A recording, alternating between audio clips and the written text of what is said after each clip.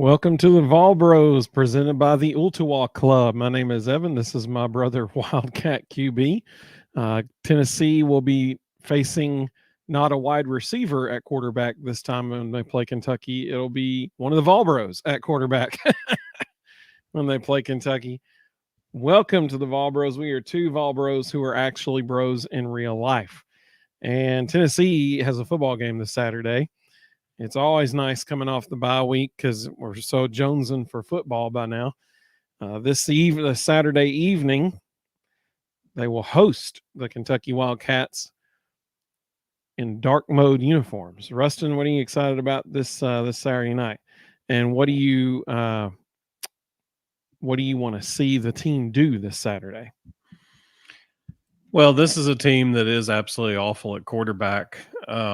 We now know why Brock Vandagriff left Georgia. He was never going to play at Georgia. When they are struggling to start him at Kentucky in a season when they're 3-5, that's never a good sign.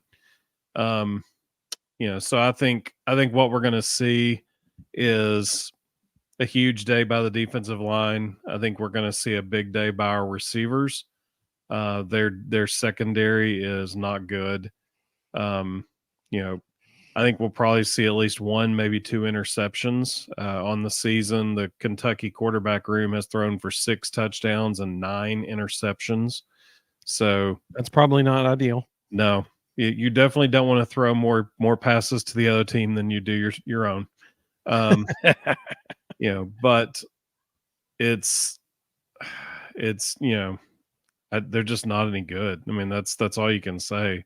At the beginning of the year, we thought Vanderbilt was going to be the cakewalk game, and now it looks like Kentucky is. So, it's just a really bad team. In the past, Kentucky's always been able to hang their hat on running game. They've always had a really strong rushing attack. This year, they're averaging 3.8 yards per carry. They're having to really try to invent ways to run the ball. In 8 games, they've only scored 9 rushing touchdowns. So, there's nobody striking fear in the hearts of anybody in that backfield. So, this is just, it's not a good team. And if they're struggling to run the ball, that much, it's probably not good for them that they're coming to play the number 1 rushing defense in the country. Yeah. Their longest run of the season so far is 25 yards. In 8 games, they do not have a carry over 25 yards. It is very different, the trajectory of Kentucky's season now compared to after like week 3 or week 4. They were coming off the win at Ole Miss, and since that time, it has just gone straight downhill. It's bizarre, really, what's going on.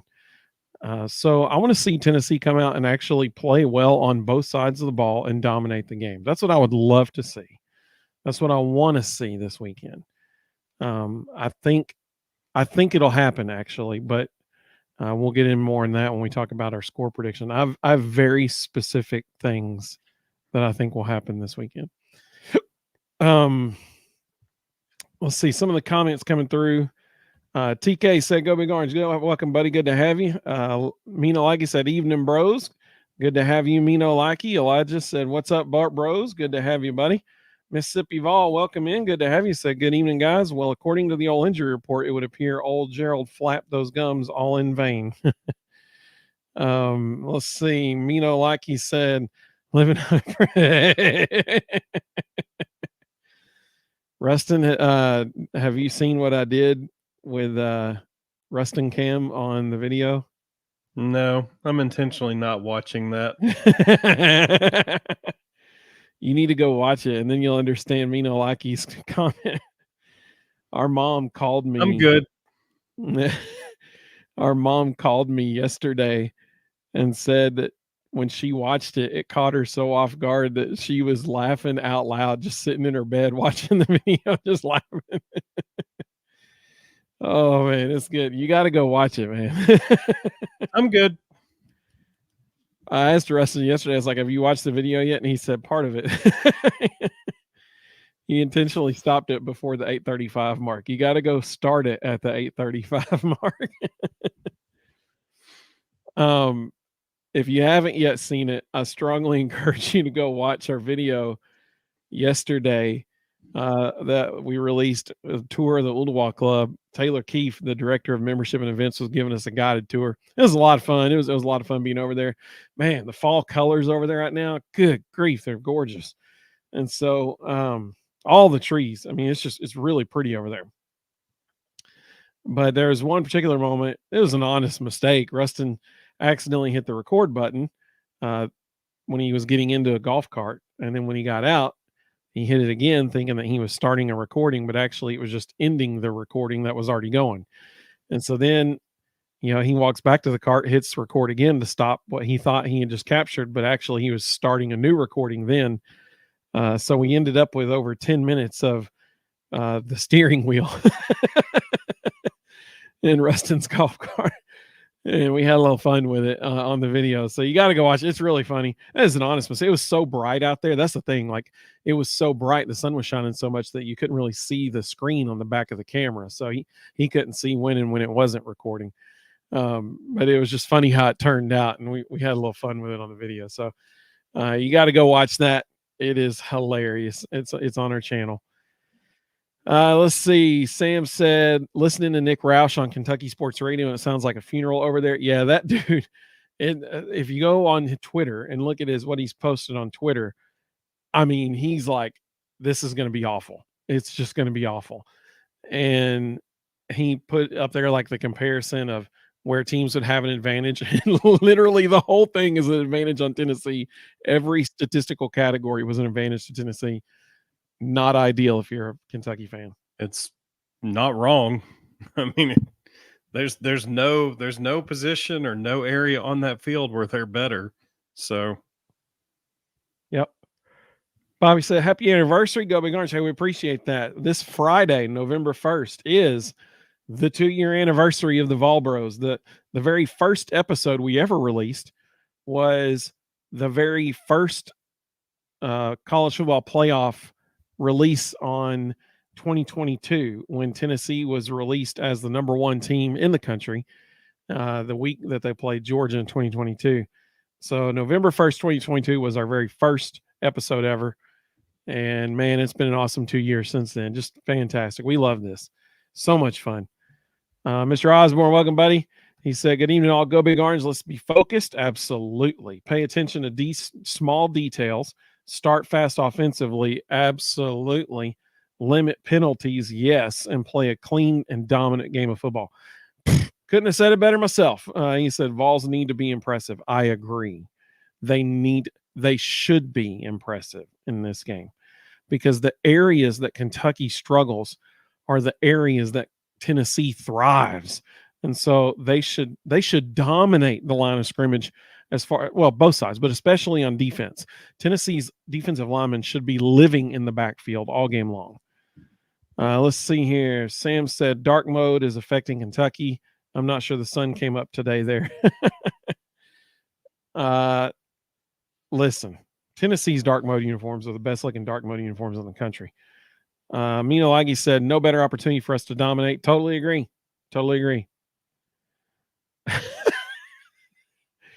Greg. Welcome, Greg. Good to have you. He said, hope you didn't pay Rustin the cash up front for the camera work.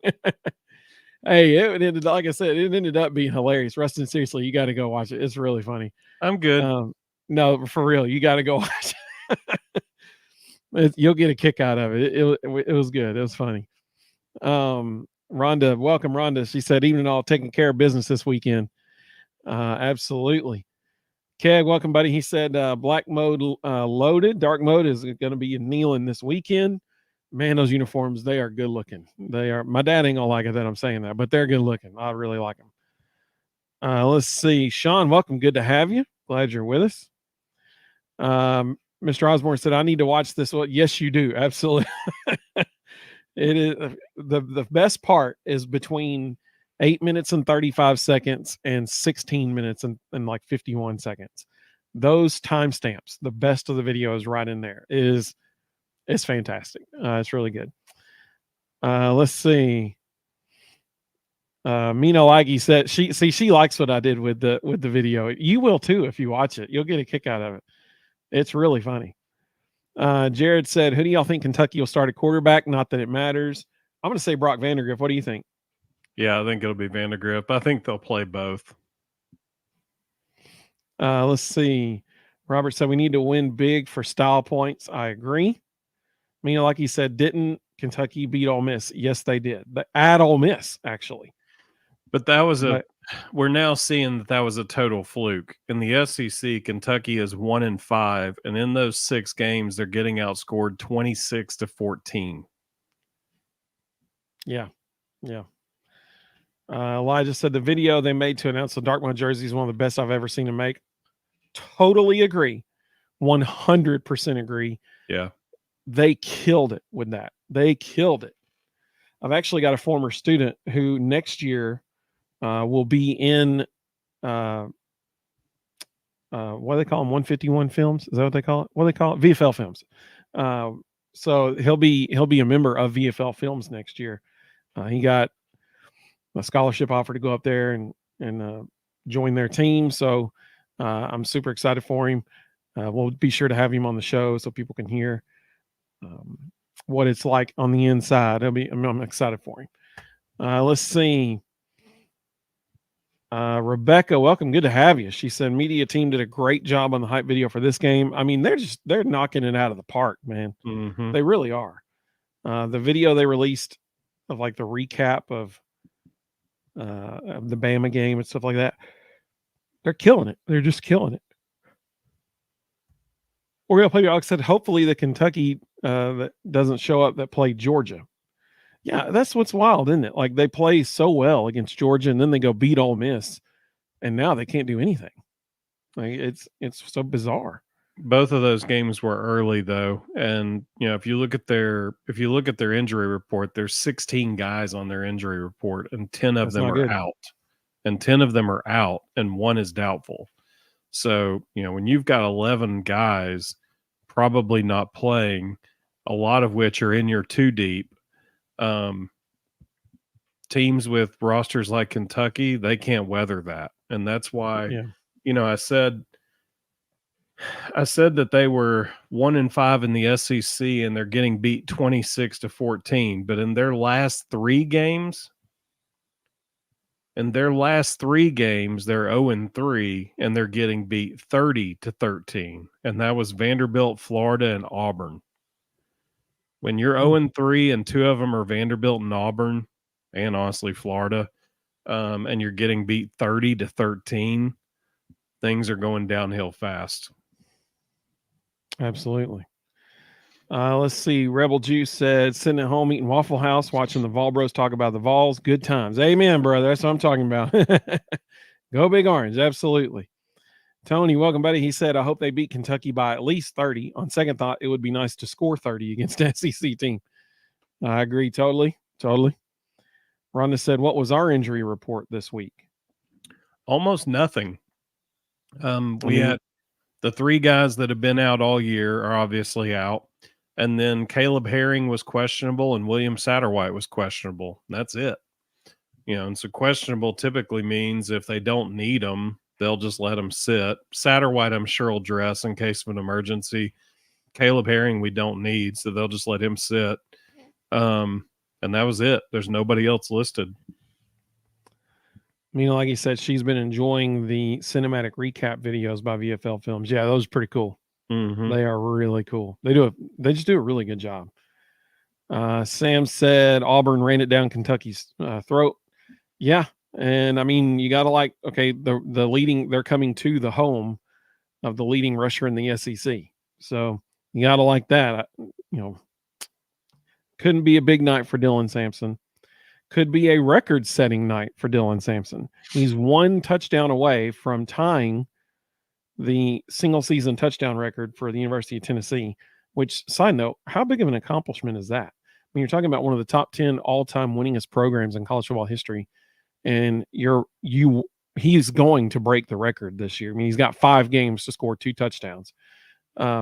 He's 1 off from tying it right now. So he will certainly tie it this Saturday he probably could break it this Saturday. What a cool evening it could be for him. SEC football's already given his score prediction, so I'm gonna come back to that one. Sanders, welcome. Good to have you. She said, "How y'all doing? Doing great. Glad you're with us." Bobby said, "Squirrel is available." I mean, after 2 weeks, I figured he would have been. Mm-hmm. I just hope that he really is ready to play. Mississippi Vol said, "Heck, Jarquez Hunter had 278 yards by himself." I'm assuming he's talking about against Kentucky. Yep. Rebel Juice said, "What's the chance Sampson becomes a Heisman contender?" I would love for it to happen. I just don't think it's going to.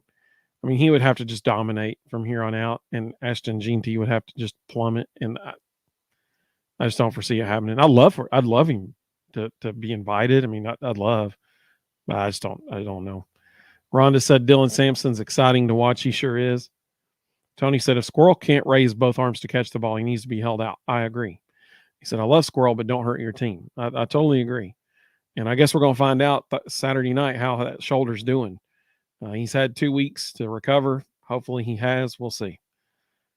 Elijah said, I don't understand why Sampson isn't getting any consideration for the Heisman. I don't think he should win. I think he should be in the conversation, though. Totally agree. I think one, I don't know if it was Vegas or who, but one Heisman odds, I don't know what you can call it. Predictions. Prognosticator. Yeah, there you go. They had Dylan Sampson ranked as the 6th best odds. That's the highest I've seen him ranked. The 6th best odds of winning the Heisman. That's not bad, honestly. With 5 games left, that's decent. I mean, that you're certainly at least in the conversation to be invited to New York if you're at that level. So hopefully he just keeps playing well and it keeps going up. Mr. Osborne said, I saw where Mark Stoops complained about having to play another night game and said Neyland Stadium is an especially hostile environment. Day or night going to be tough on the Cats. Absolutely. Absolutely. Like he said that Dylan gets her vote. Amen. Me too. Sam. This is a good one. I like this. Sam said, who's Mark kidding? It appears to be getting more hostile in Lexington. Absolutely. Oreo Puppy Dog, welcome. Good to have you. He said, hounds always tree the cat. Amen. That's right. Smokey's going to get the cat. That's exactly right. Well, Rustin, who do you think is going to be the person that we are going to be talking about Sunday night when we go live at 9 on Sunday?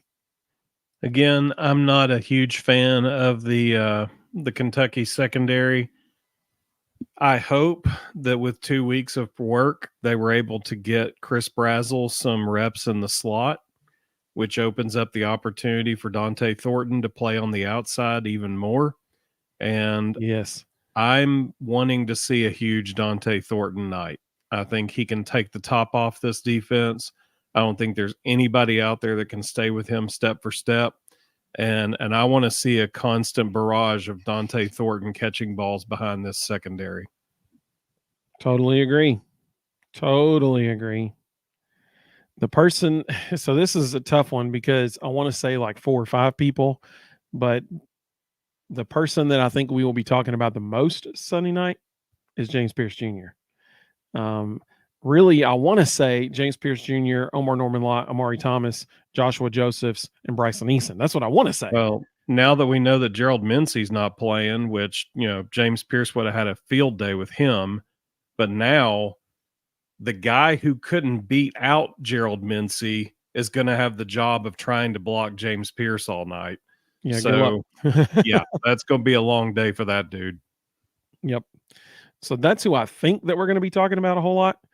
Like I said, I mean, you really could give like 5 different dudes on the defensive line that are going to have a big night. But I'm going to go with James Pierce Jr. Some of the folks saying, given the person that they're going to think we're going to be talking about, Elijah said that he also saw Stoops complain that they don't have the NIL that Vandy does. Wow, that's sad. Elijah, are you being serious or are you joking around? Because that's hilarious if that's true. If that's true, that's the quote of the year.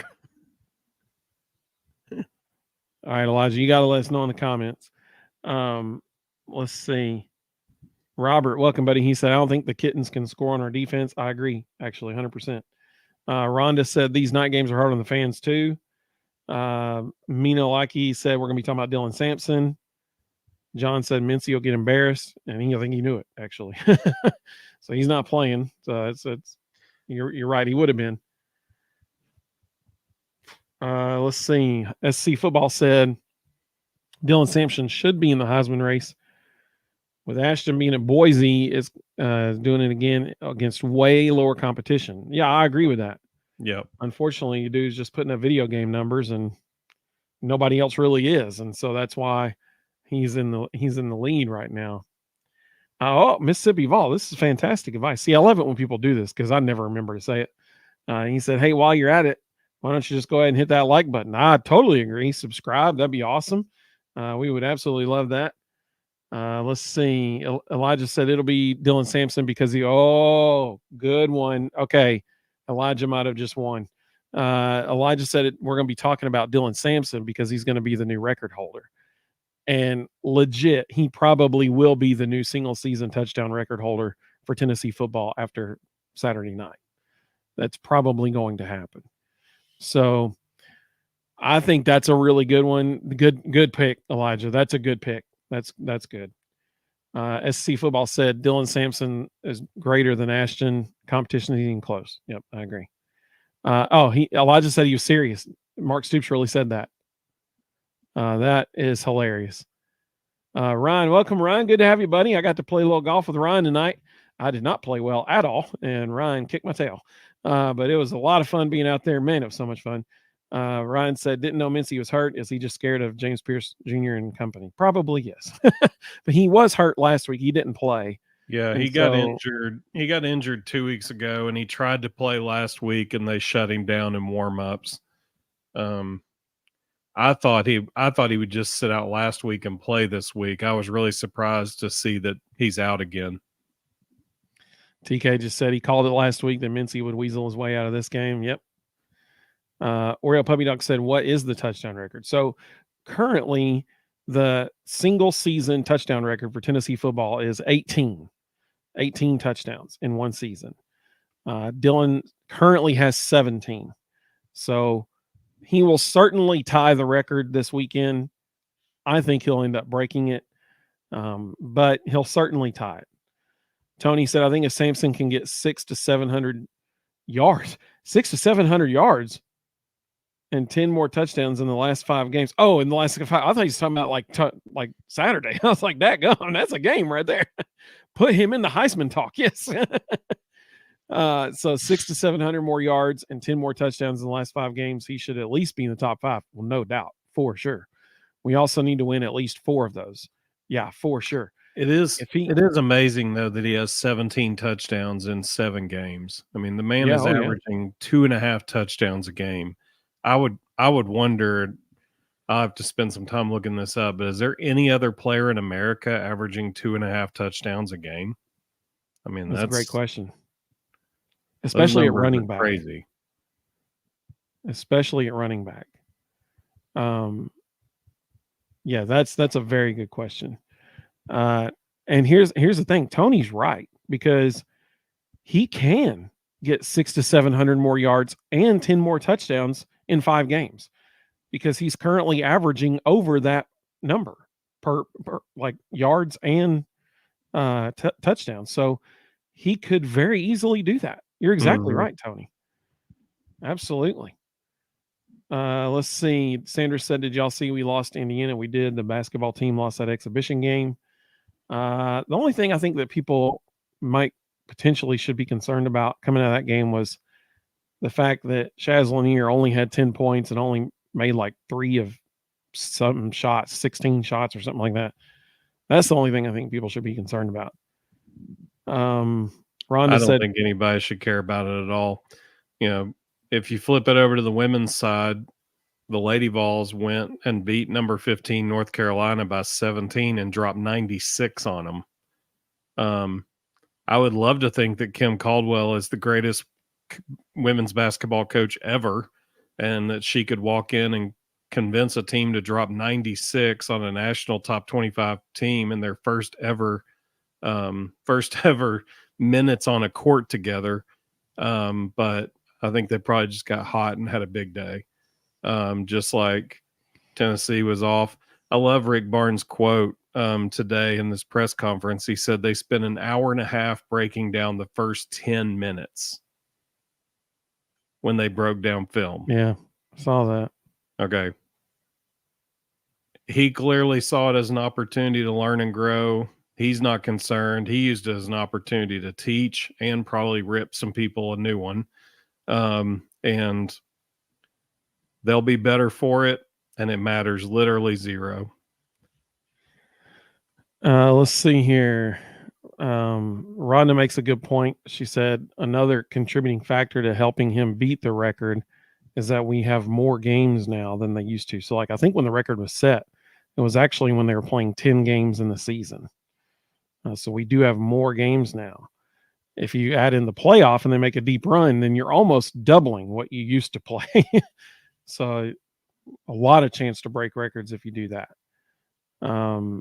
Let's see. SEC football said, any chance Dylan Sampson comes back next year? I don't think so. He's having too good of a season. And this is a really weak running back class. Exactly. So, if there was ever a time to go pro, you could jump up a round or two just on the sheer fact that there's just not many good running back options in the country. Yep. Let's see. Ash McValls gave his prediction, so I'll save that one. Tony said, a squirrel isn't on the field. Mike Matthews should be on the field unless we're in 12 personnel. Rustin made a good point earlier about that too. That's an opportunity to put Chris Brazel in the slot and have Brew McCoy and Dante Thornton Jr. as the outside receivers. That'd be a pretty stout lineup too. But yeah, getting Mike Matthews on the field, always a good idea as well. Rebecca said Mincy equals scaredy cat. Nice. I see what you did there. Nice job. I think based on some comments Heupel made this week in press conferences, you can expect that you're going to see a lot more of Mike Matthews on Saturday. Mississippi Vol said, I know it's against an overmatched team, but I can't wait for this weekend. Absolutely. Absolutely. And yeah, and Rhonda made a good point. She said, like I said, if you're going to the playoffs championship game, talk about being able to, expand those numbers. And she's exactly right. That's where she jogged my memory about that too. Absolutely. Elijah said, the thing about the exhibition is we had many open looks and they just missed. Sean said, Genie has 18 rushing touchdowns and Army quarterback has 19, but I think that's the only people that have more rushing touchdowns than Dylan right now. That makes sense. Mississippi Vol said, it's against overmatch competition, but I can't wait to see how Coach Caldwell has our girls looking in the morning. Well, UNC was, when they played UNC there. No, she's talking about Carson Newman. They have an exhibition with Carson Newman tomorrow night. Or he is. I'll tell you, if they drop 96 on North Carolina, if that was just how they're going to play and they weren't just insanely hot that night, I would hate to be Carson Newman. Oh, yeah. Elijah said also really like Okpara. He was doing really well against a really good big guy. Yeah, dude is just ferocious. Mm-hmm. It's going to be fun to watch. Rebel Juice said, Sam, every time I say that, it makes me laugh. Rebel Juice said, Samson is only 5'9", but plays like he's a Terminator. Guy's a beast. Absolutely. Tony said, Evan, if Samson gets those 600-700 yards Saturday, yes, the Heisman is. Totally agree, Tony. I totally agree, man. Hey, look at Matt. I love it, Matt. That's what Matt said. Rustin is still halfway there, still living on a prayer. I love it. That's what I'm talking about. Fantastic. The more y'all talk about it, the less chance there is I'm going to watch it. And I'm just going to not watch it to piss you all off. Rustin stopped the video. I gave him a heads up that he will find part of it funny. Well, he decided he wasn't going to watch it then because so he only watched part of it. And so he hasn't seen the best part and he needs to. But see, Matt liked it too. Everybody likes it. Great. Beth Glad Hagee, she texted or she messaged or commented on Facebook and was like, That is hilarious. Like she loved it. And it's just because it catches you off guard, you know, when it happens. That's why it's so good. You gotta see it. Sanders said that about the basketball team that she's worried about the scoring droughts. Hopefully not. Hopefully not. Not going to happen. You also have to remember Darlin Stone Dubar and JP Estrella were both injured. They were on limited reps. This team is going to be extremely versatile. They're going to score in high volumes. And on any given night, any one of 7 different guys could lead you in scoring. There won't be any droughts on this team. Elijah said, if you guys can't tell, I love basketball season. Yeah, man, we do too. Mississippi Vol said, yeah, I agree, Russ. I think the girls will be better than people think. Not SEC champions or Final Four level just yet, but very competitive.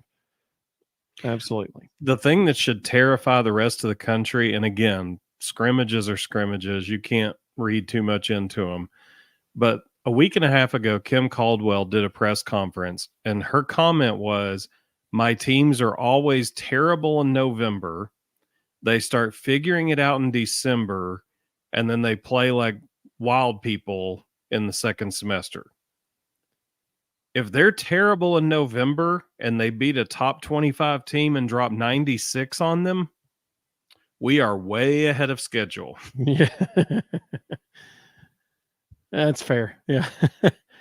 Well, let's get to the real fun stuff. I'm about to pump people up, just so you know.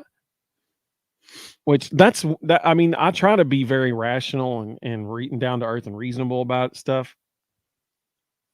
But I got some ideas for Saturday.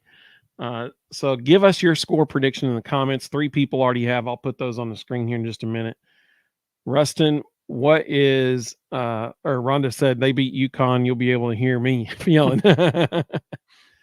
Rustin, what is your score prediction for Saturday night? I'm going to go 34-7. So that's actually really close to mine. I'm going to tell you mine, and I want you to do the math and then figure out what I'm saying is going to happen, okay? Mm-hmm. First of all, I'm sticking with what I said Sunday. I do not think Kentucky scores a single point in this game because, I mean, it is sadly for them. Actually, no, I really don't care. I'm loving it, actually. This is not a good matchup for them. We all know it's not about rankings. It's not about seedings. It's about matchups. And unfortunately for Kentucky, this is not a good matchup because their offense is struggling so bad right now. And Tennessee's defense is playing at home with Neyland at night in dark mode with people going crazy. And it's the best defense in the country.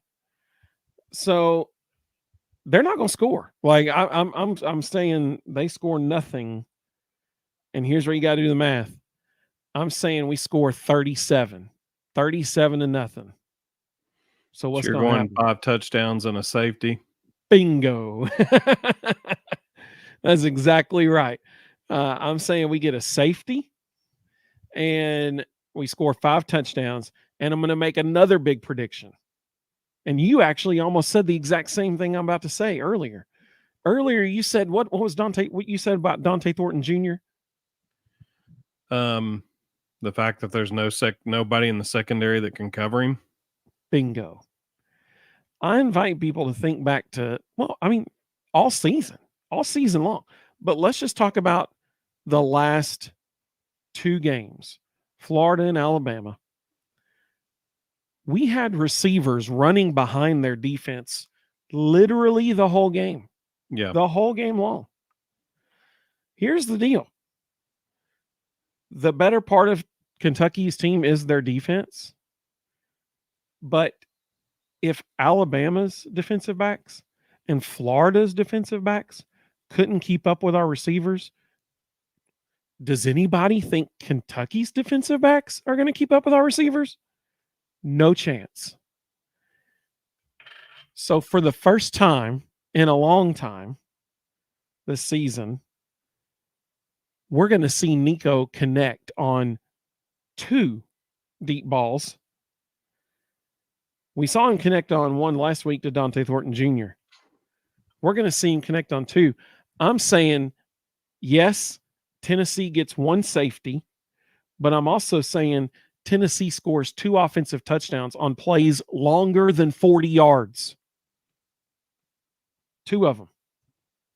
2 touchdowns on plays longer than 40 yards. And Tennessee wins 37-0. I almost went 41-7.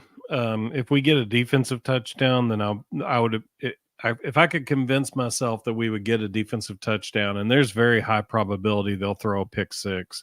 I probably would have gone 40. I probably would have gone 41-7. But I talked myself out of it. But I could have very easily have said 41. Absolutely. Let's see some of the Matt liked my prediction. He liked that. Rebel Juice involves by a million. Let's see here. SEC football said Tennessee 28, Kentucky 7. I think that's pretty good. Ashmack Vols, welcome, buddy. Good to have you. Said 31-13 Vols. I like the 31. I don't think Kentucky's going to be able to score 13. Let's see here. I could be wrong, but I don't think they will.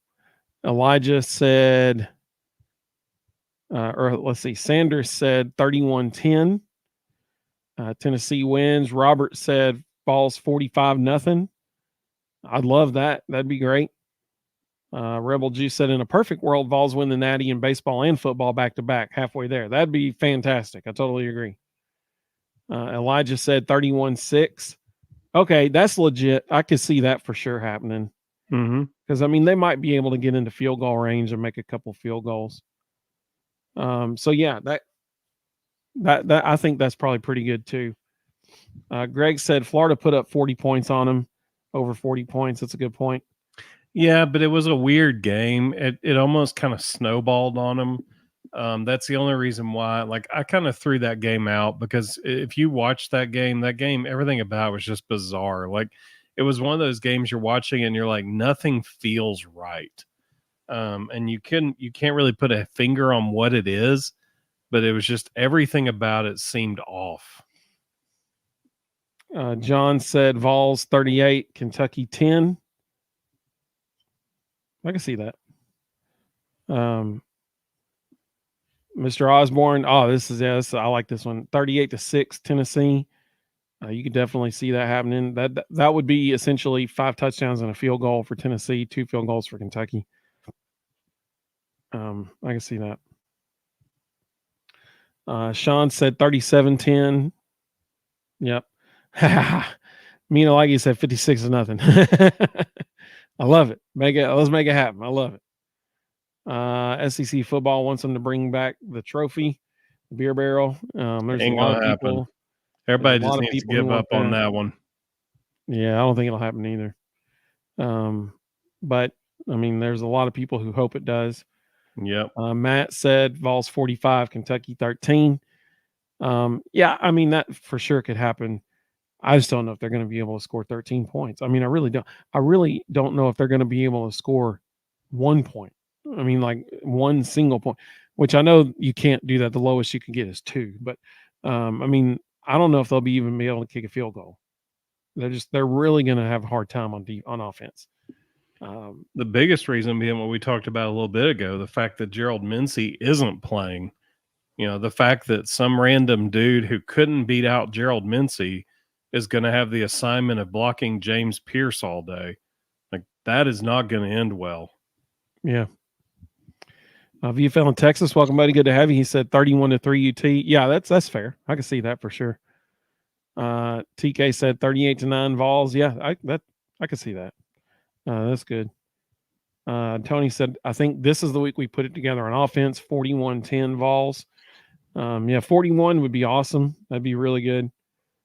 Let's see. Mina Likey is giving out touchdown predictions. She said Dylan Sampson scores 3, Chris Brazel scores 2, Mike Matthews scores 1. I like that. That's and Dante Thornton Jr. points right there. 2. Yeah, she predicted 56-0. That was her prediction. Oof. And so then she broke it down. I like this. This is next level. She's like, here's my score and here's who's scoring it. I like that. That's what I'm talking about. Well played, Minolaki. Well played. No love for the tight ends. Yeah, that's true. Oreo Puppy Dog said 48-0 Tennessee. I say that jokingly, but this is the kind of game where one of the tight ends probably will get a touchdown. It'll probably be a wide open pop pass right down the middle of the field. Because if we've got Dante Thornton and Brew at those edges, the safeties are going to have to keep creeping further and further out to make sure they can cover the sideline, and the middle of the field's going to be wide open. I could see Ethan Davis or Miles Kitzelman on a play action just running wide open up the middle of the field. I just want to see Ethan Davis on the field. He played a lot last week. Yeah. I mean, dude is easily the best pass catching threat on tight end. Yeah. He's fun to watch. Let's see. Sam said since Kentucky has a Stoops, 50-0. Mississippi Vol said 35-7. Yeah, I can see that for sure. Minolagi said, did you say we're halfway there? I love it. Let's see. Elijah said they get 2 field goals. We get 4 touchdowns and a field goal.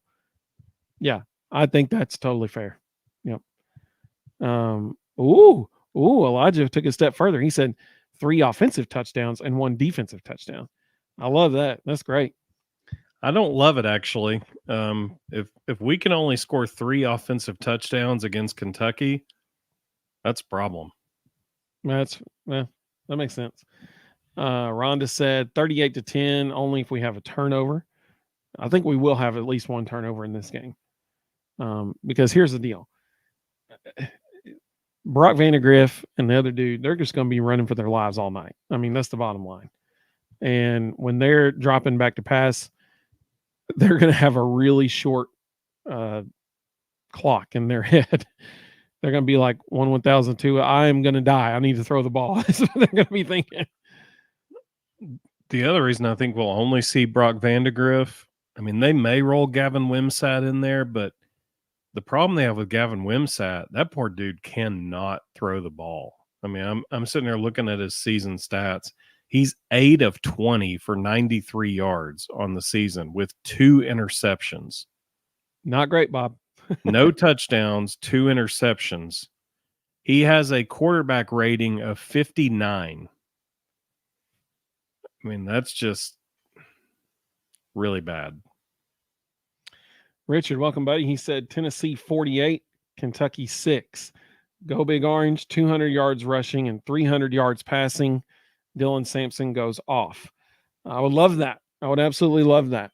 If that happens, then Dylan sets the new record for single season touchdowns. I will say this.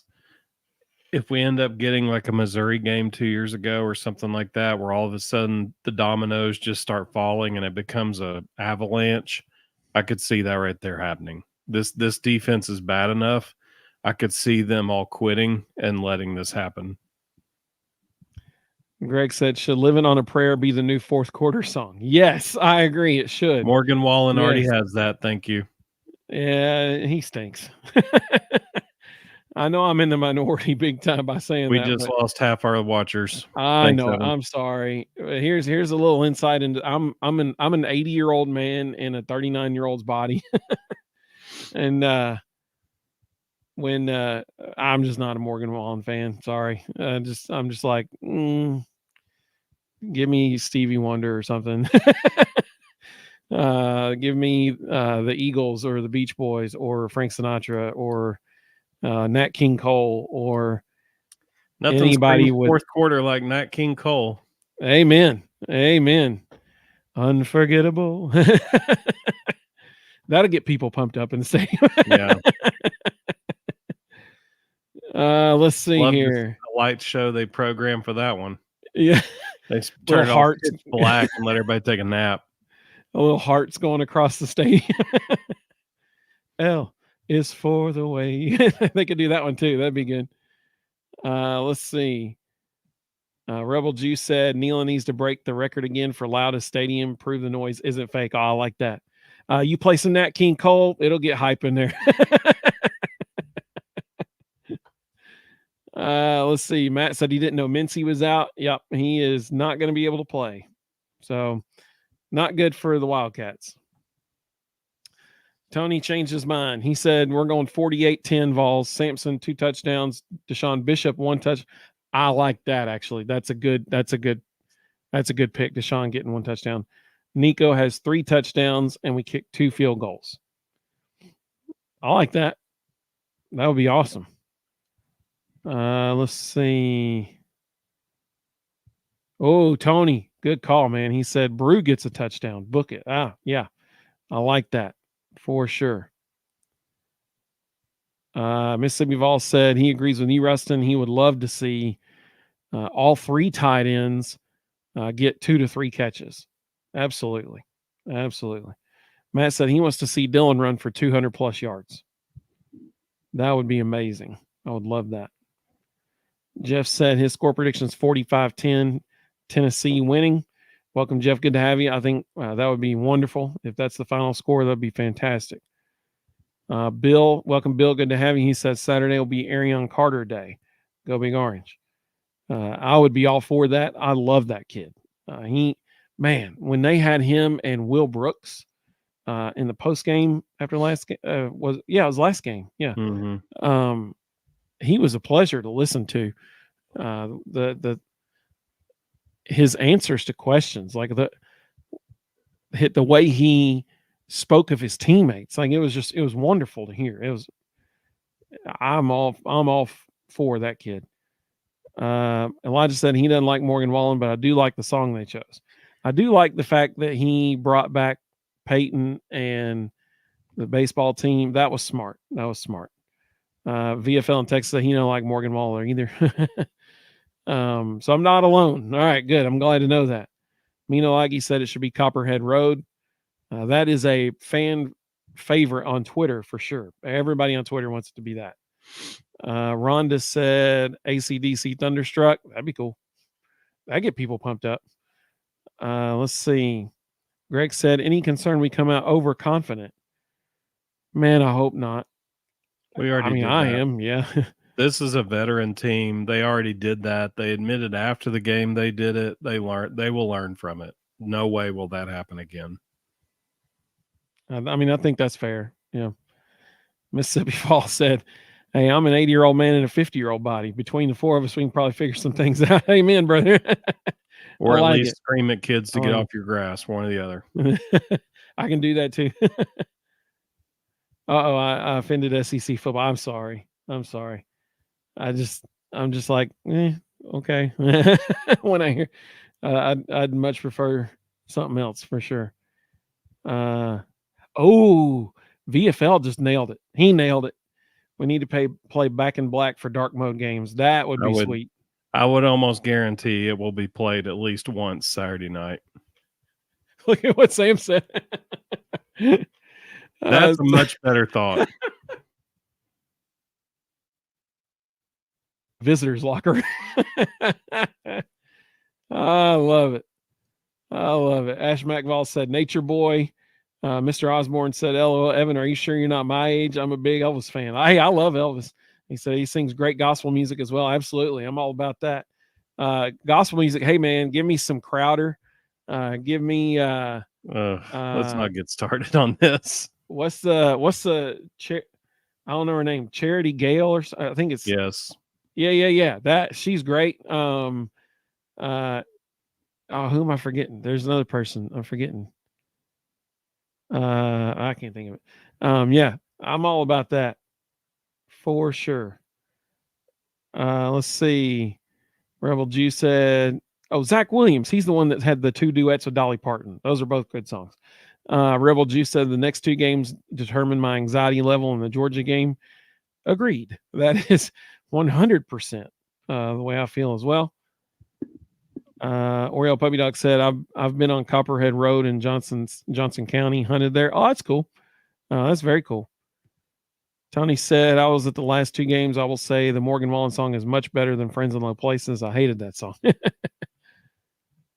Richard said, don't we have a lot of night games? We do. More this year than I think maybe ever. There's only 2 games left that won't be night games. So UTEP's not going to be a night game. It's going to be a 2:00 kickoff. And Vanderbilt, I think, is a 12:45 kickoff. So those are only 2 games. So 3 of our last 5 are all night games. Vanderbilt's a 12:45. Yeah, I think it's a 12:45 SEC network game. Well, that stinks. What happened? What happened that week? I don't know. I can check real quick. Yeah, it is. Yeah. So what they're doing on SC Network, they host like a SEC Nation live from the field that they're at, and they kick it off at 12:45. And so there's SEC Nation with Peter Burns from 12 to 12:45, and then kickoff. So I think that's going to be that game that week. Let's see. Rebel G said, I'm 39 and a big Elvis, Johnny Cash, Waylon Jennings, and Hank Williams fan. You're definitely not alone. That's what I'm talking about. Mississippi have all said probably in the minority, but I love Life in the Fast Lane by the Eagles. I'm a huge I love the Eagles. So I'd be all about that. I see why it's the 12:45 game. That's rivalry weekend. So they have a ton of huge rivalry games that day.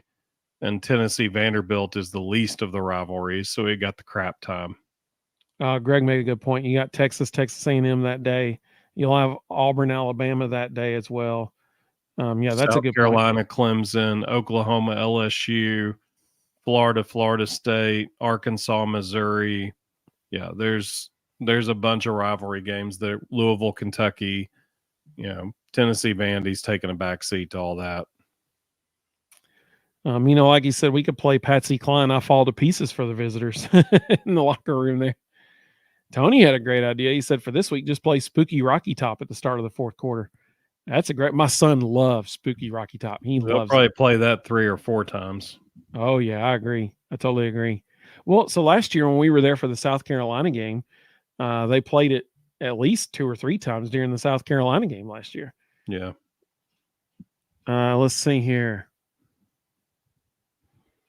Mr. Osborne said, I'll put it this way. I was surprised to hear the Stroke. That is like my freshman year in high school. The Stroke always seemed like a Zeppelin song to me.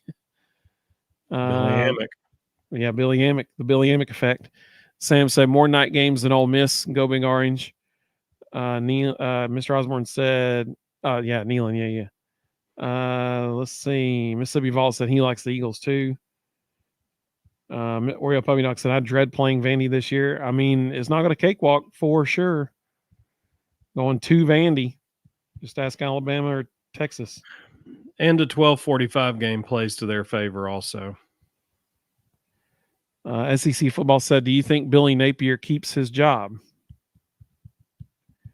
I don't know. I think he's on the bubble right now. Matt said they should say, Queen, we will rock you. That's a good suggestion. That's a very good suggestion. That's actually a really good suggestion. I love that suggestion. That's good. Richard said Tennessee 48, Kentucky 6. I think that's a really good prediction for Kentucky. I hope we score 48. I really do. Can we? Of course. We should have scored 50 last week against Bama. People are like, well, he's just saying that. No, I mean, I really mean it.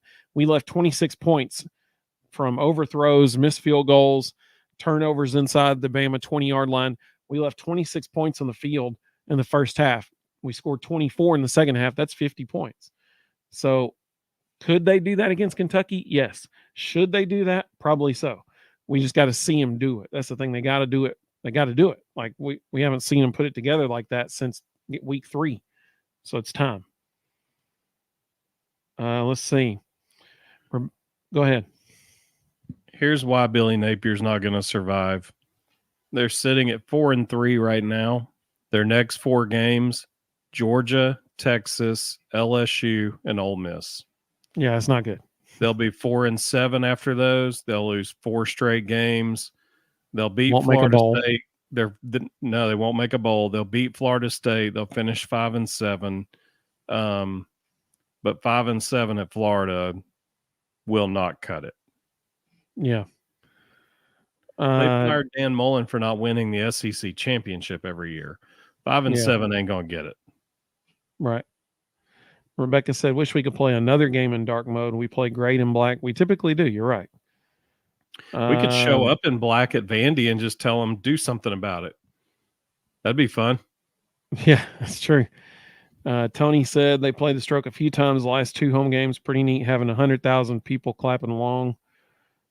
Greg said, did I hear correctly that only 30,000 total seats at Vanderbilt? Will we have a tough time turning that into a home game? Nah. I tell you this, though. So here's the thing. Here's the thing. Will Vandy people purchase those tickets? Yes. Will they then go sell them online for ridiculously high prices? Yes. That's what's going to happen. And that's why Tennessee will end up having a bunch of seats in there again, because people are going to sell them, make turn profit on them. There's no such thing as a Vandy season ticket holder. Like they don't have many of those, and the ones they do have are more than happy to sell to make money. Oreo Puppy Dog said Lane probably already has his airline ticket booked to Florida. I'm telling y'all, you keep saying that. Nobody wants this job. Right now, Ole Miss is a better job than Florida. Nobody wants this job. Sam said the AD may be a bigger problem than Napier. Matt agrees with you that Napier's gone. Jeff asked a good question here. Jeff said, what would be better? Which scenario? Beating Georgia and then losing to Vandy, or losing to Georgia and beating Vandy? I know my answer. What's your answer? Well, we know we have to beat Vandy. I didn't think we would beat Georgia. So, I fully expect us to lose to Georgia and then win out. And I think winning out while everybody else cannibalizes each other will get us back into the top 10. So here's my scenario, because I don't think this fully paints the picture. The better scenario here of if we had to pick one of these two, the better scenario is we lose to Georgia and beat Vanderbilt, and Georgia does not lose any more games this season. That has to be included in this. Because if Georgia wins out, they're not going to drop below number 2 in the country.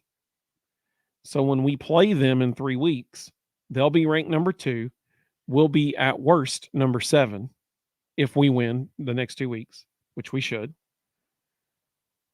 They're not going to knock us all the way out of the top 11 just because we lost to the number 2 ranked team in the country, especially if it's a close game.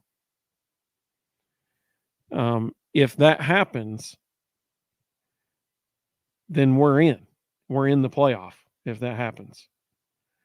So if I had to choose between one of those two scenarios, I would choose the latter, but I would have to amend that by saying Georgia also can't lose. Tennessee fans should be, and I know people are going to hate to hear this, Tennessee fans need to be massive Georgia fans every time Georgia plays, except for 3 weeks from now when Tennessee plays them. That's it. We want Georgia to win every other game other than when they play us.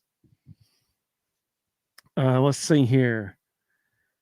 A lot of people had some thoughts about that. Oregon Ducks fan 51. Welcome. Good to have you. So what's up, Vol Bros? This is the first time I've caught a show live. We're glad you're with us. Let's see. Darth Ducky, welcome back, buddy. Good to have you. He said, Georgia's not going to win out. You're going to beat them. Hey, I'm all for that. Let's do that. Let's make that happen. SEC football said, how about we just beat both teams? I think that's a great plan too. If I could pick option 3, that would be the one I'd pick for sure. Mississippi Vol said, one good thing about the early start time at Vandy, I won't have to dread it all day. Got a bad feeling about that one. Hopefully they prove me wrong. Yeah, amen, brother. Amen. Tony said he wants Johnny Cash Ring of Fire to be the fourth quarter zone. Let's see. Mr. Osborne said, where does Florida play Ole Miss? If the Gators won that game, that's 6 wins and eligible for a bowl. Y'all think Napier's still out in that scenario? If they go bowling, I don't think they're going to fire him, because no one expected them to this season, if they're being honest. I still think he gets fired. They fired Dan Mullen for not winning 10 games. They fired Dan Mullen because he didn't make it to the SEC championship 3 years in a row. Yeah. I mean, this was the rationale they gave. And honestly, it's not that expensive to buy him out. Sam said Jimmy Sexton has the whole league in his pocket. It's hard to fire a coach when the buyout's north of $50 million. I think university president want to add another conference game. Who's he talking about? I think just like coaches in general. Okay, because Billy Napier's buyout's $28 million, and when they started the season 1 and 2, the donors showed up with it and made it known that they had it and it was ready. In response to, will Tennessee fans be able to get tickets with only 30,000 seats in Vanderbilt Stadium? Ash McVall said there were a ton of Texas fans in Nashville when they played. Same for Alabama. It can happen. Hey, this is a good idea. Rebel G said, I want to, it still cracks me up every time I say it. I want to hear Undertaker's entrance for when the Vols come out through the T fitting for dark mode. So here's what I would say. Do that for the fourth quarter song in dark mode night and follow it with Spooky Rocky Top. The running through the T is untouchable. Don't mess with that, in my opinion. That's sacred. That is the single greatest entrance in college football. We can't mess with that one. Let's see here. Darth Dougie said, I don't know, you guys better win. Too many 10-2 SEC teams. The real debate is 10-2 SEC team versus 11-1 Big Ten team. Yeah, you're right. So here's the deal. Tennessee needs a couple people to lose, actually, to be safely into the playoff. One of those teams is Iowa State. Iowa State needs to lose soon, actually. I think they're going to get beat by Kansas State at the end of the season. But Iowa State, in my personal opinion, is not one of the 12 best teams in the country. Forget I said that. They're not one of the 11 best teams in the country. And so they need to be exposed. They need to lose. I know they're in the Big 12, but really the 11-1 Big 10 teams, I mean, the Big 10 is probably going to get at least 3, maybe 4 teams into the playoff. I mean, Oregon's in, Ohio State's in. I think Penn State's not going to get in, and I think Indiana is going to get in. I think Penn State's about to lose a couple games. So when you look at Tennessee, if one of those losses is against the number 2 ranked team in the country, I mean, it's hard to say, oh, well, yeah, they've lost, but you know, the strength of schedule that Penn State has played compared to Tennessee, it's just not even comparable. And so I think personally, if Tennessee loses to Georgia but wins the rest of their games and Georgia doesn't lose again, Tennessee's in the playoff. If Tennessee loses to Georgia and Georgia also loses, Tennessee's not in the playoff. We got to have them win. And it'd be nice if Penn State lost and if Iowa State lost, and BYU doesn't lose ever. BYU needs to win out and win the conference championship game so that one, like a Big 12 team like Kansas State, can't sneak in and take and steal one of those 11 spots as an automatic qualifier as a conference champion. So BYU needs to win out and they need to win their conference championship game, which honestly they probably will. So huge BYU fan and Georgia fan for every game except when they play Tennessee, because we need those two teams to win so that Tennessee gets in the playoff. That's what needs to happen. Rhonda said Florida ticked somebody off to get the schedule they had this year. That's exactly right. That's exactly right. Richard said Enter Sandman by Metallica as they come out. Taken. Yeah. South Carolina does that. Virginia Tech. No. Virginia Tech. South Carolina Sandstorm. My bad. Yeah. Oriole Puppy Dog said, shouldn't Penn State beat Ohio State? I mean, I don't think so personally, not based on what I've seen. Penn State almost got upset by USC earlier this season. At one point, they were down by like almost 20 points in the game and had to fight and claw and scrap their way back and ended up winning by like less than 3, I think. Penn State or USC is now 4-4, I believe. USC is not a good team right now. and Penn State almost got beat by them. So I know, people can say, well, we got beat by Arkansas. Yeah, we did. Penn State, they just have not played. Their toughest game is Illinois. That's their toughest game they've played so far. Tennessee has played a much more difficult schedule than Penn State, for sure. Oriole Puppy said, I just don't think Ohio State's that good, personally. I mean, I agree they're not the best team in the country by any means, but I do think they're better than Penn State. But I mean, we're going to find out this weekend, I think. Yeah, noon. They're the big noon kickoff. Tony is 100% correct. He said the poll that really matters comes out on Tuesday. That's exactly right. This upcoming Tuesday is the first college football playoff poll. It's also election day, so go vote. But it is the first college football playoff and the playoff poll, I should say.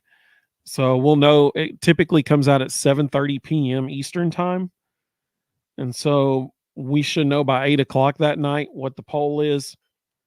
So that'll be fun to talk about next Thursday when we go live next Thursday night. Sam said TV is going to try to make us believe Northern Illinois is a Okay, this is my favorite comment of the night now. So just so everybody knows what Sam's talking about, Notre Dame has only lost one game this season. It just so happens to be against Northern Illinois.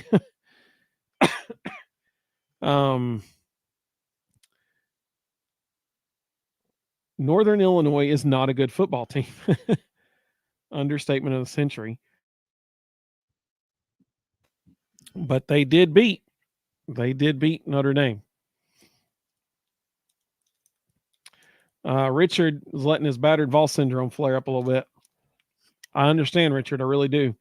But he said, I think a 3-loss Alabama makes it in the playoffs for a 10-2 Tennessee team, and that's just wrong.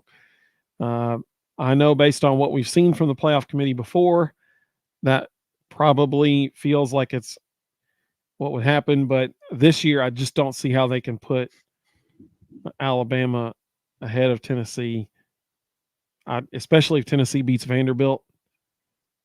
I just don't see how they can do it. That Northern Illinois team, it's going to be real hard for them to make a case that team matters. They are currently 4-4, and they lost the last 2 weeks to Toledo and Ball State. Yeah. Ash McVall said, all we had to do was beat Arkansas. You're exactly right. Here's the thing. If Tennessee had beaten Arkansas and they were undefeated right now, they're probably ranked number 1 in the country. At worst, they're ranked number 2 in the country. All they had to do was beat Arkansas. If ifs and buts were candy and nuts, we'd all have a Merry Christmas. That's what our dad always says. Rebel G said, I think Penn State will lose to Ohio and Washington. Really don't understand why the AP has them ranked number 3. Thankfully, the AP poll no longer matters. I agree the AP poll doesn't matter technically, but I do think that the College Football Playoff Committee, I mean, they know that poll's out there. They've been watching it. So I do think that poll is in the back of their minds and does, at least at minimum, subconsciously influence their decision as they're talking about this.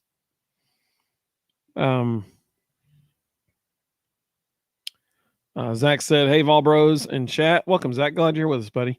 Said, sorry I'm late. Just got home and done eating. We're glad you're with us, buddy. We're glad you're with us. Hey, Big Vol Daddy. Welcome, bud. Good to have you. He said, me likey, the Titleist hat. I appreciate that very much. I like this one too. It was the only one I could find that had the orange script, and I love it. Really, really like this hat. Probably going to wear it tomorrow morning to go play at the Ooltewah Club. I invite everybody to go check them out. They're a title sponsor. Fantastic. The OoltewahClub.com.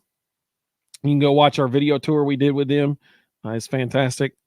Everybody will appreciate that video, I promise.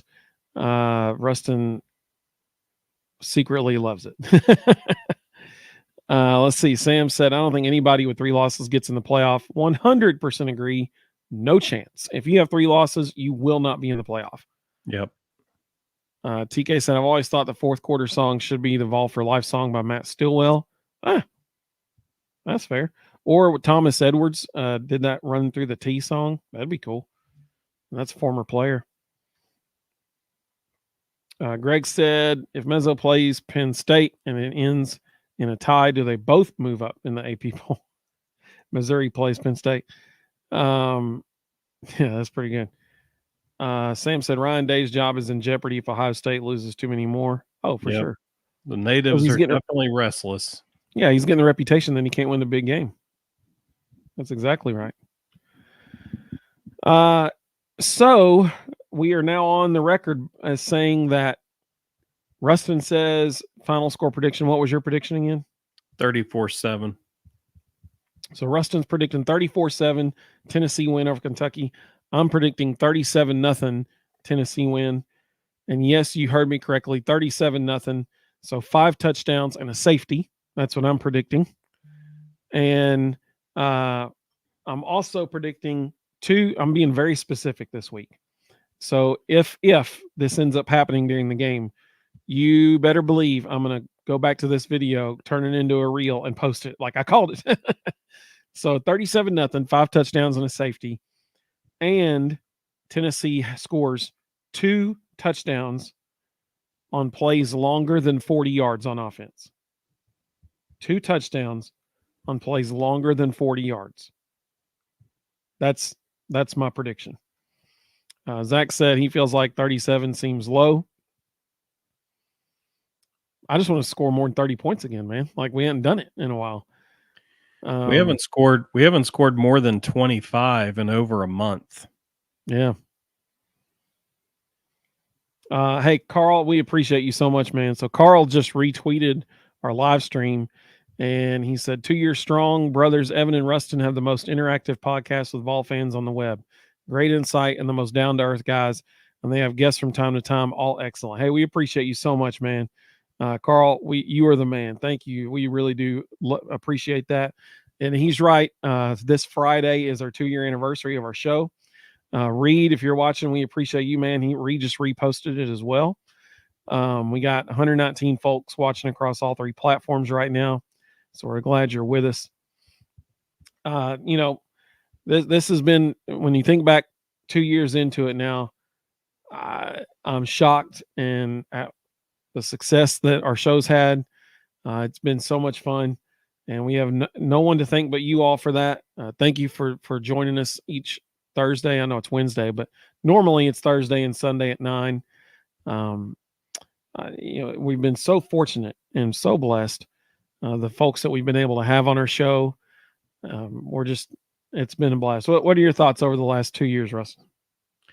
I think the thing that's blown my mind is when you talk about the guests, I mean, yes, the people who watch every week absolutely matter above all else, because that is literally the show. But I think the thing that's blown my mind are the guests and how willing they've been. It has not been nearly as hard as I would have thought to get people to join. I'm constantly amazed at how often we ask people to do things and they're like, sure, when you want to do it, how do you want to do it? What do you want? That part has probably blown my mind more than anything. That's a great point.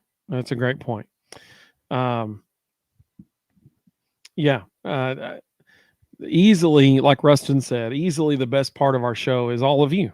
It is so cool that we have developed friendships with hundreds of people that we get to talk to twice a week now about Vol Sports. That's a lot of fun. Carl, for example, we're just talking about Carl. 2 years ago, when Hurricane Milton is bearing down on Tampa, Florida, I wouldn't have thought about Carl because I didn't know Carl back then. I know him now. And, I'm sitting there watching the Weather Channel a couple weeks ago, and they're talking about where Milton's path is, and I see the Tampa area in the which one?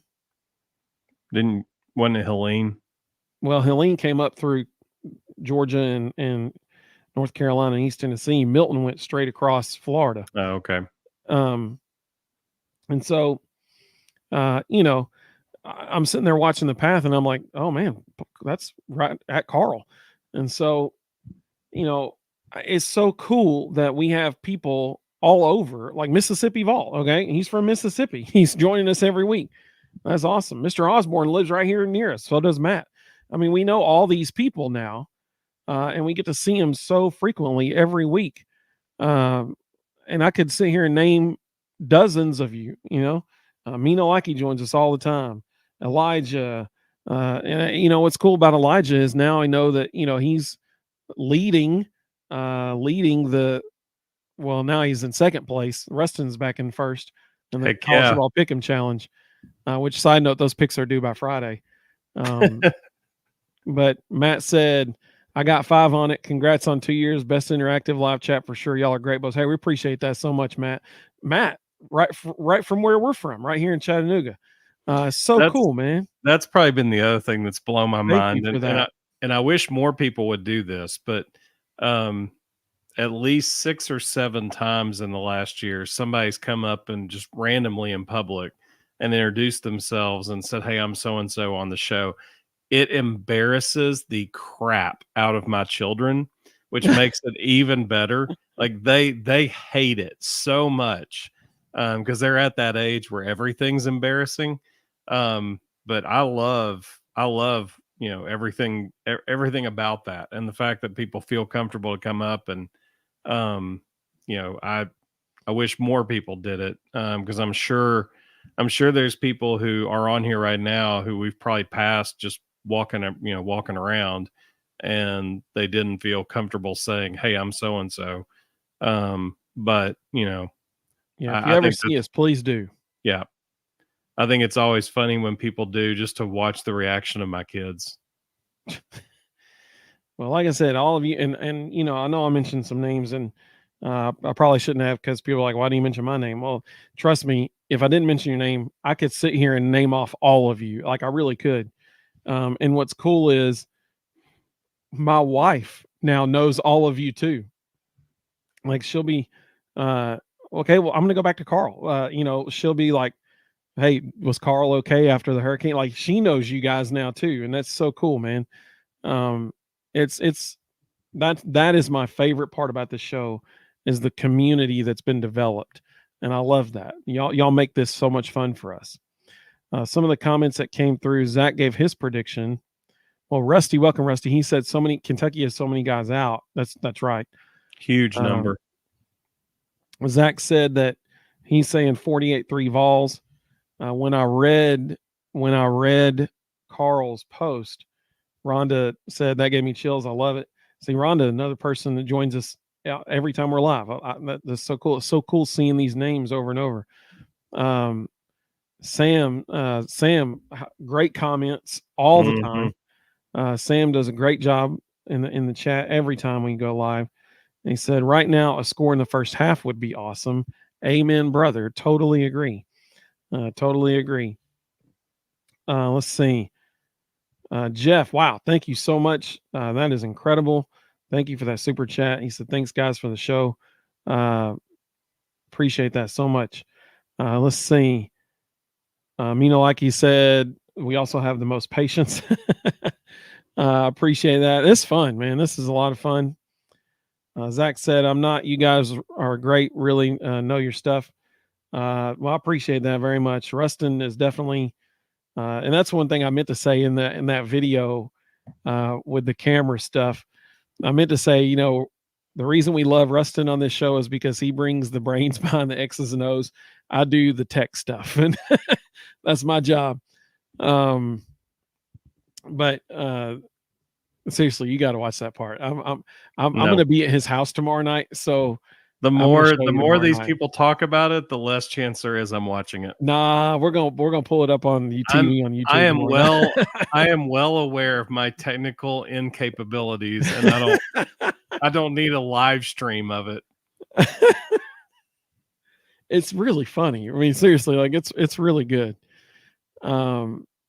Greg said, you guys, hey, Greg, we appreciate you, man. Greg's another person joins us all the time. He said, you guys are interesting, insightful, good humor all around. We appreciate that.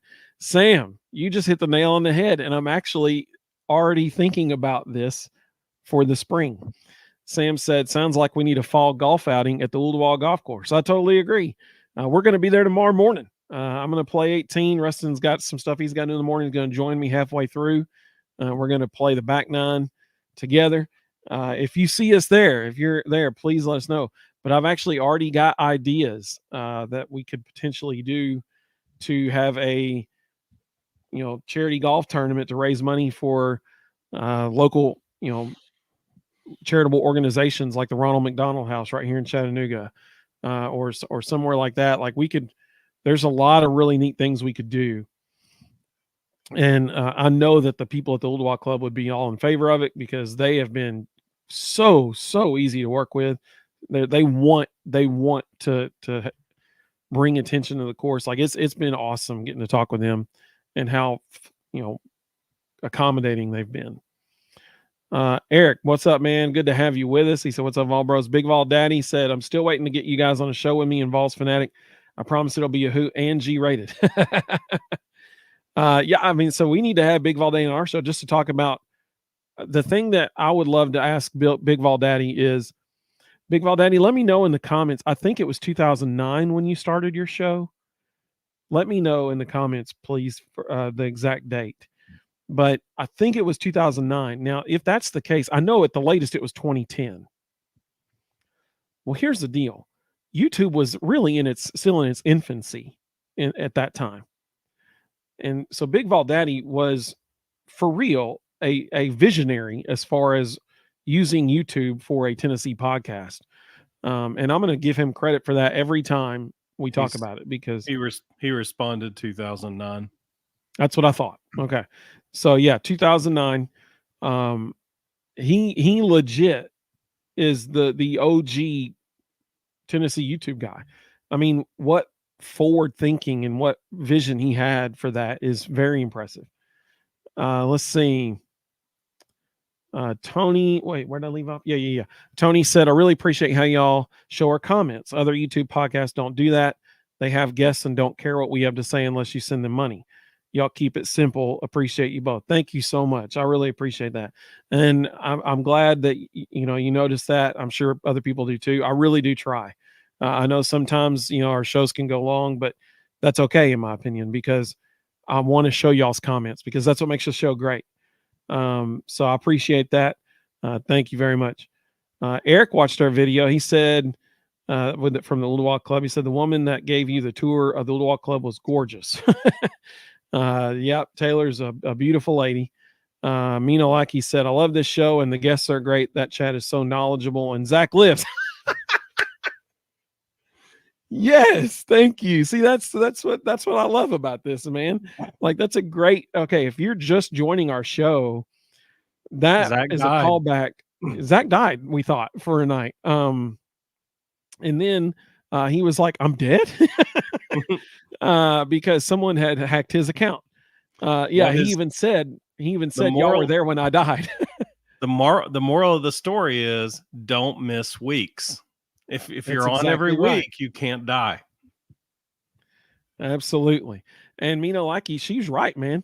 When that night, when we all thought Zach had died, like she said, it was a somber evening. And she's right. It sure was. It was. It was really sad. And once again, y'all's generosity was incredible that night. It was just, people love you, Zach. I mean, that's the bottom line here. Eric gave his Kentucky prediction 42-0. That actually may happen. That's possible. Yeah. I legitimately don't think they're going to score. I really don't. I think that we end up somewhere between 35 and 42. That's why I said 37, because I do think Tennessee will get a safety this week. Let's see. SC Football said, what if I told you this is Mark Stoops' last game as a Kentucky coach after a beatdown? So I'm actually really curious to watch this unfold, because if you look at the rest of their schedule, they're probably going to finish 4-8. But here's what's more interesting. his buyout is only $3.5 million. So it would not be hard for them to fire him. That actually is a really good comment, and it's going to be fascinating to watch what happens there. And he should fire his agent because he has to have one of the lowest Power 5 buyouts in the country. Yeah. Yeah. I don't think, even if it's a beatdown, I don't think he's going to get fired after this game. They would not do that until at least after the season. I don't think that's going to happen. I think he gets at least one more year, no matter what. The only reason, I don't know. I think there's some logic here. The only reason you would do it now is that would be early November. You could get coaches out on the recruiting trail. You could start beating the bushes, trying to figure out who your next coach is going to be, maybe even announce somebody by December 1. And now you're okay for the transfer portal. And you can make sure that you don't miss that deadline. Well, that is what's going to happen now in the coaching carousel. Yeah, people are going to get fired earlier and earlier. Yeah, you're right. Mina, like he said that night that we thought Zach died, she's like, but you knew the Vol Bros really cared. We did. Like, it was sad. Mr. Osborne said he used to live in Ooltewah and McKenzie Farm, attended Silverdale North Ooltewah campus, and also met a View Baptist when he lived here. He said he liked Ooltewah, but home will always be right up the road. So, Mr. Osborne, I'm going to send you a direct message on Twitter about your comment there, because there's some commonality. So I'll let you know. Eric said, you guys are awesome. Y'all show our top of Tennessee athletics channels. Well, hey, I appreciate that, man. There's certainly a lot of really good Tennessee podcasts out there. I feel like our show's pretty good personally, for a lot of different reasons, but I know that there's some others that are doing great stuff. So it's a big space for sure. Sam said Rustin brings some great baseball knowledge. Absolutely. Zach said, but in all seriousness, this channel feels like a family. I can't say that about other the Tennessee channels. Well, I appreciate that. I think that's what I'd hope. I'd love that. I love that. That's what I hope for of our channel. Big Vol Daddy said he was pretty much the first Vols YouTuber. Yep, you were. But no, I mean, not pretty much. You were. Like, that is the facts. Let's see. You know, like he said, he's the OG. Mr. Osborne said, Vol Bros is my favorite channel because all the people on the channel in the chat. I totally agree. Amen. He said, I personally appreciate all y'all. I sincerely mean that, and I appreciate the Vol Bros very much. Thank you. We do appreciate that so much. Matt said, Toys for Tots is a great organization. Christmas presents for kids that don't get any. 100% of donations go straight to the cause. That's a good one. Actually, the Ooltewah Club, it might be Toys for Tots. I can find out real quick because I just saw it earlier today. Let's see here. They're actually doing a ugly Christmas sweater tournament, and to enter, you bring a toy for an organization, and I think it was Toys for Tots. But I can tell you in however long, as fast as it takes me to type the Ooltewah Club. There we go. It was. Okay, so let me clarify. So Mark Stoops actually has 2 buyouts. If the school fires him without cause, it's $44 million. If he opts to leave on his own, it's $3.5 million, which is weird. That is weird. Oh, it's Tower of Toys is there, so that's why I thought it might be that one. So if they get boat race this Saturday and stuff starts really falling off a cliff, that athletic director is incentivized to make his life miserable for the next 3 weeks and make him want to leave. Yeah. I mean, yeah, you're right. Yeah. To the tune of $40 million less. Yeah, exactly. Let's see. Ash McVall said, best UT fan collapse on YouTube for that Florida game, and I'll never forget Troy. Okay, I'm trying to remember. You got to help me remember. I don't remember.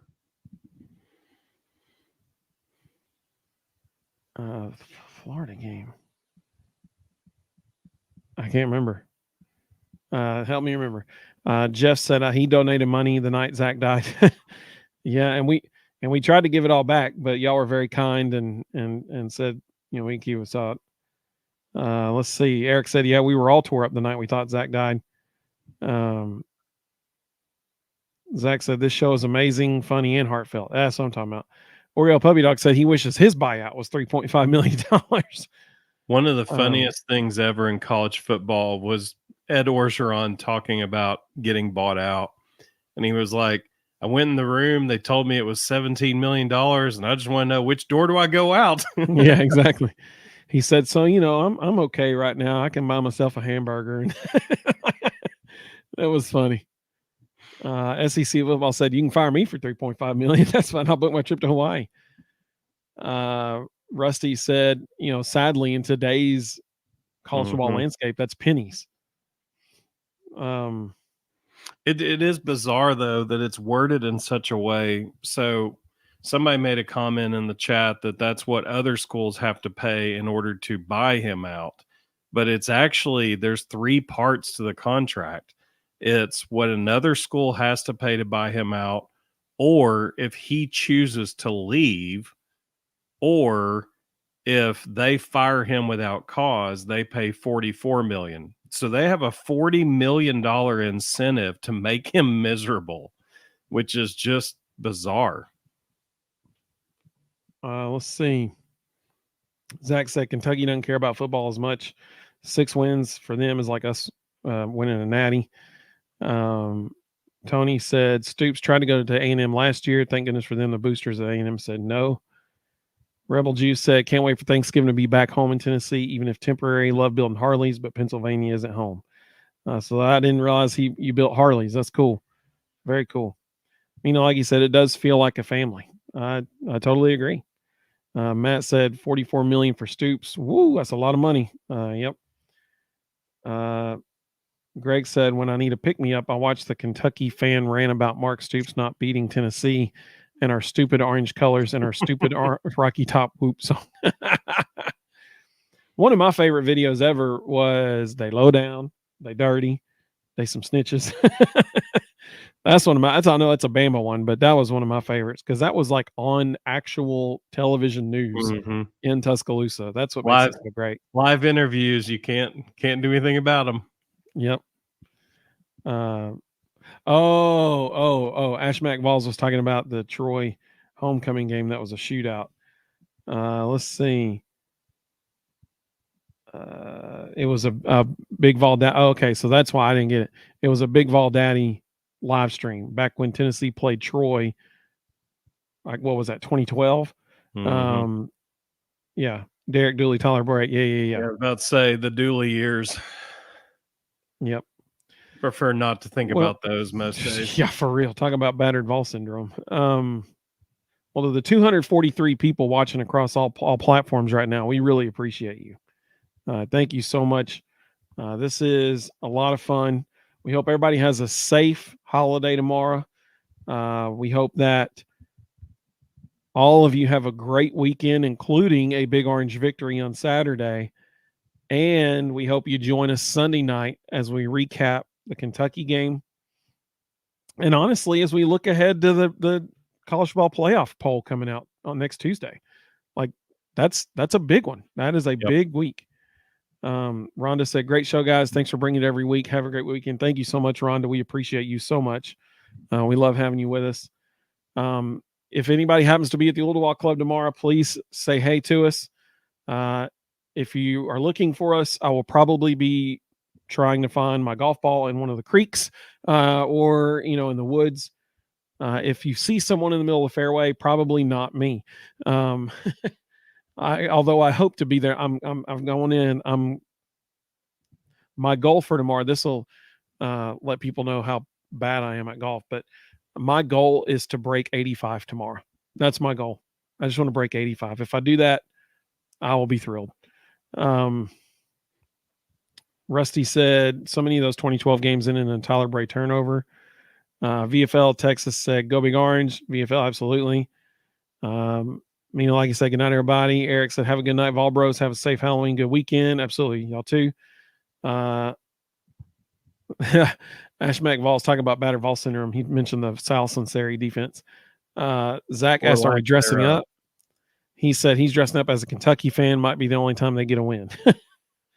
So, yes, we're going over to Rustin's neighborhood tomorrow night to walk around with him and the cousins. And my daughter wanted me and her to dress up in those onesie things from Target. She is going to be Bingo, and I'm going to be Bandit from Bluey. We got onesies, and my wife found a chilly hoodie that's the mom in that show, and so she's going to wear that. So yes, I will be wearing that. Greg said there we're going to need to see pictures of that. We will get some photos of that for sure. For sure. I was very fortunate. My daughter's softball team played in a dress-up tournament last weekend, and we were all the emotions from Inside Out 2, and I was Bing Bong, whatever that is, and the guy I coach with was some police officer from the movie. I have no idea. So I have a Bing Bong costume, and my daughter has a Sadness costume, and so we're going to reuse those tomorrow night. There you go. TK said good night, everybody. Sam said good night, Vol Bros. Appreciate y'all. Thank you for joining us. Rebel Juice said if you own a Touring, Sportster, Softail, or Sevo Harley, he helped build that. That is very cool. That is really neat. Rusty has the best idea yet. He said Butch Jones costume, giant brick wearing a bowl eligible shirt or the turnover trash can. All right, so I do have one similar to that. There was a gala at our school back in 2016 or 2015, maybe. So it was Butch Jones era. And the theme of the gala that year was construction because we were in a building project. And so it was construction theme. So people were encouraged to wear like construction themed clothes or whatever. I showed up in a Tennessee polo with a piece of paper taped to the front of my shirt that said, "It's a rebuilding year." And on the back, it said, "Just wait till next year." That was one of my favorites. Zach said, "Awesome family night Halloween. I'm just watching scary movies. Good night." I hope you have a great evening, man. Oriel Puppy, I'll say thanks, guys. Hey, we appreciate you so much. We hope all of you have a wonderful, wonderful evening. Yeah, Greg said we need a shirt to say "Champions of Life." That would be a good Butch Jones costume, absolutely. Or you walk around with a big black eye and you have a shirt on that says "I fell on a helmet." Oh man, good times. No, not actually good times. No, memories. Not at all. Not in the slightest. Rough memories. Ash McVall's like your Bing Bong thing. Yeah, I have no idea who that is. Bing Bong. That's from Inside Out. Absolutely. Yeah, I know what movie it's from, but no clue. Rusty said we should have one. He lost at FIFA. That's a Butch Jones era one. Matt said, y'all like the video before you leave? I think that's a great advice. Subscribe to the channel if you haven't. Give a like, share it with folks. That'd be really cool. Matt, we hope you have a great evening, buddy. Hope all of you have a great evening. Be safe tomorrow. Go Vols, and we'll see you Sunday night at 9 o'clock. Have a great evening, everybody.